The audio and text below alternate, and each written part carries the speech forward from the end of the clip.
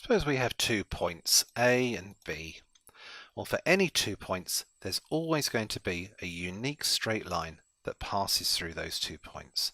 If we take one of them and move it around, then it's still going to define a straight line that passes through that point and the other one. Similarly for this one, however we move them, there's always going to be that one straight line.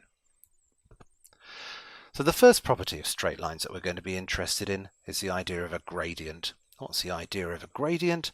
Well, it's telling you how steep the line is. A line like this doesn't look like it's got any steepness at all. And one way we could think about that is by saying however far you move along in the x direction, you never have to go up or down to end up from one point to the other.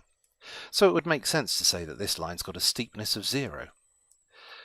If we have points like this, then now we could say that for every one step you do to the right, you'd have to do one step up to go from A to B. So maybe we should say that that line's got a steepness of 1. Similarly, if I move this point B up to here, then now to get from A to B, we'd have to do one step along and 2 steps up. So it would make sense to talk about that line as having a steepness of 2. But how can we calculate this if it's a bit difficult to work out what happens for every one step along? For example, if I don't change this line, but I move the point B up to here, so we've got the same line as we had before, now to get from A to B I have to do 2 steps along and 4 steps up. Well, you can see that everything has just been scaled up by the same factor. Everything's got twice as big. So to work out how far up we'd have to go for one step along, we just have to divide by the number of steps along to the right that we actually have to do, 2 in this case. Let's do this with some numbers rather than just talking about it completely abstractly. Suppose my points A and B are, as they are in this case, 1, 1 and 3, 5. The idea we had was work out how many steps up you have to do for every step along.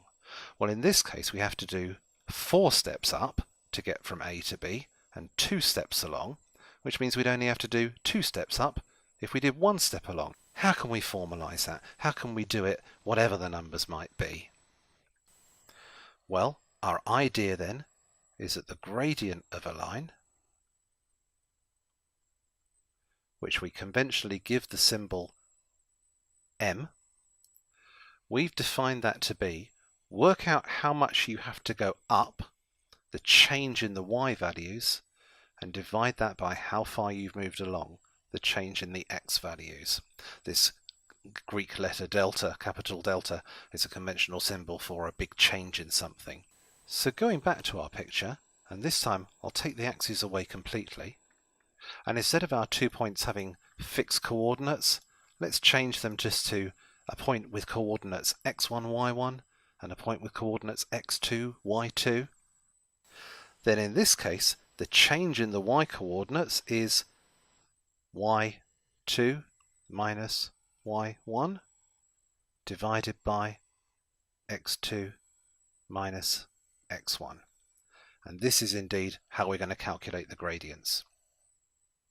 Let's look at an example. So bringing our axes back again and just picking a couple of points, why don't we go for -2, 5 up here and 4, -3 down here. Oops, need a little more space to see that. There we are. And let's take our 2 points and actually look at those values. Then what we would have in this case for our 2 points, which are -2, 5 and 4, -3, our gradient in that case then would be second y coordinate, subtract first y coordinate, divided by second x coordinate, subtract first x coordinate. What will we have? -8 divided by 6, which we can simplify down to -4/3. That would be the gradient of that line. Let's check that. We've got the ability here to stick on a thing called a gradient tool. There it is. It shows that for, the gradient in this case is -1.33, or that is a decimal version of -4/3, so it seems to agree with us. It also shows that, as we expect, we've got a negative gradient because this line is going down. As you move along from left to right, you have to go down. We'd expect to get a negative gradient. Let's look at one more example of this sort of thing. Suppose in this case we had a situation where we had 2 points, but we only know one of them completely. Suppose one of our points is negative 1a, and the other point is 1, 2. And suppose that we're also told in this case that the gradient of the straight line joining these 2 points is 2. The thing we don't know is the y-coordinate of this first point.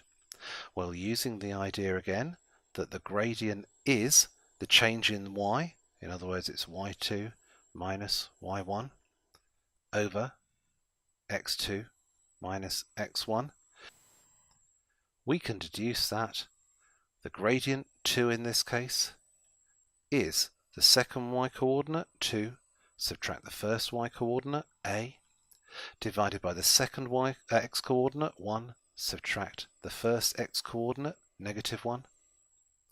So that means that 2 is 2 minus a divided by 2.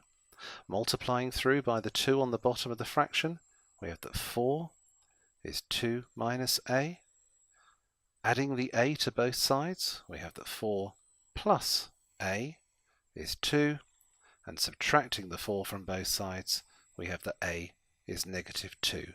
So our points should be negative 1, negative 2, and 1, 2.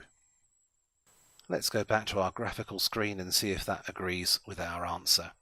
So if I move this point down to negative 1, negative 2, which we now believe that point to be, if we move this one up to 1, 2, you can actually see there's quite a lot of symmetry going on in this example.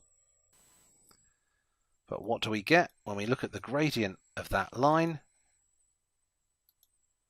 We do get a gradient of 2, which is exactly what we would have expected. One final point that's worth talking about is the fact that when we've talked about doing this gradient as our y2 minus y1 over x2 minus x1, you might quite reasonably say, well, which point is x1, y1 and which point is x2, y2? How do I know where I start and where I finish? Well, let's look at this. If we take this gradient and we multiply it by a fraction which has the same number on the top as on the bottom, in this case we're going to choose minus 1. Well, if it's got the same number on top and bottom, that means we're multiplying by 1. So whatever I get is going to be exactly the same as what we've got already. Well, if you multiply y2 by minus 1, you'll get negative y2. Multiply negative y1 by minus 1, we get plus y1.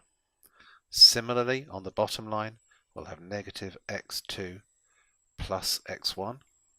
And I could rewrite that as y1 minus y2 over x1 minus x2. And we'll see that the gradient will be the same whichever point you start and finish at, so long as you are consistent, so long as you have the same x and y coordinate starting from, and then the same x and y coordinates you finishing at. In other words, you always go from one point to the other point. It doesn't matter which point you start from and which one you finish from.